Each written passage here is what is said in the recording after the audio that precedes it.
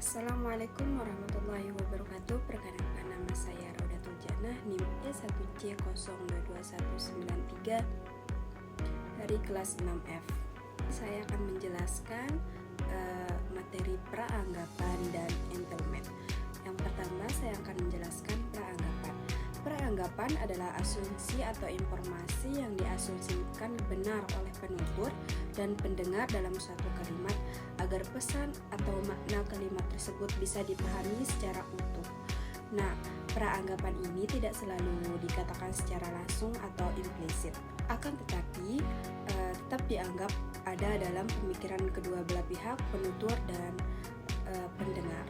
Maksud dari praanggapan itu yaitu saat kita berbicara, seringkali kita tidak menyebut semua informasi secara lengkap.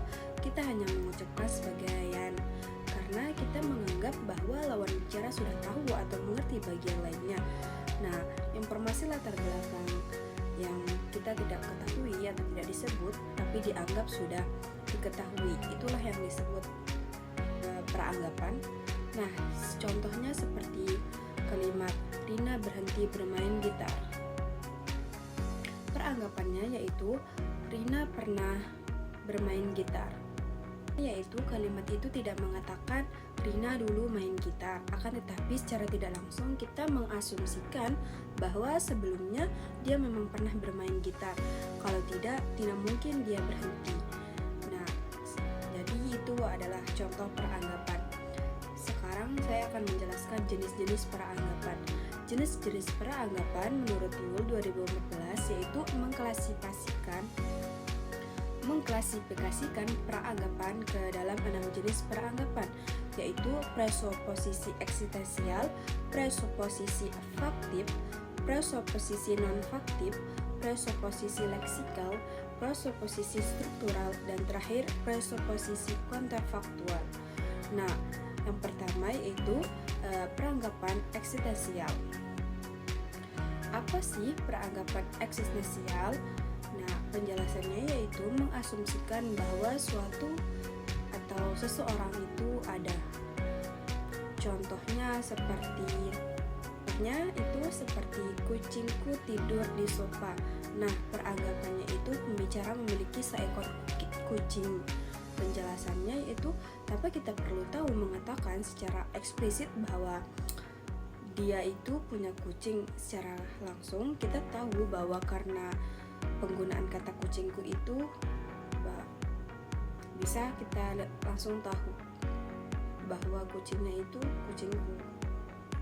Yang kedua yaitu peranggapan faktual atau faktif. Mengasumsikan bahwa suatu hal itu benar-benar terjadi atau nyata. Seperti saya menyesal tidak datang ke seminar. Peranggapannya itu pembicara tidak datang ke seminar. Dari menyesal itu hanya bisa digunakan kalau kejadian itu benar-benar terjadi. Yang ketiga yaitu peranggapan leksikal. Nah, peranggapan leksikal berasal dari kata atau frasa yang secara semantik mengandaikan sesuatu. Seperti contoh kalimat dia kembali dari Jepang.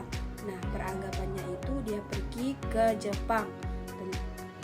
Kata kembali mengandaikan bahwa sebelumnya dia pergi ke Jepang. Yang keempat yaitu peranggapan struktural. Kalimat atau terutama bentuk interrogatif atau klausel bawahan. Contohnya contoh kalimat siapa yang mengambil dompetmu? Peranggapannya itu dompetmu itu diambil seseorang. Kita belum tahu siapa pelakunya, struktur pertanyaan itu sudah mengasumsikan bahwa ada kejadian dompet itu diambil. Nah, yang kelima yaitu peranggapan non-faktual, yang dimana penjelasan peranggapan non-faktual ini mengasumsikan bahwa sesuatu yang tidak nyata atau belum terjadi biasanya dengan bentuk pengandaian atau andai. Contoh kalimatnya itu seperti jika kamu menjadi dosen, peranggapannya pembicaraan bukan dosen untuk sekarang.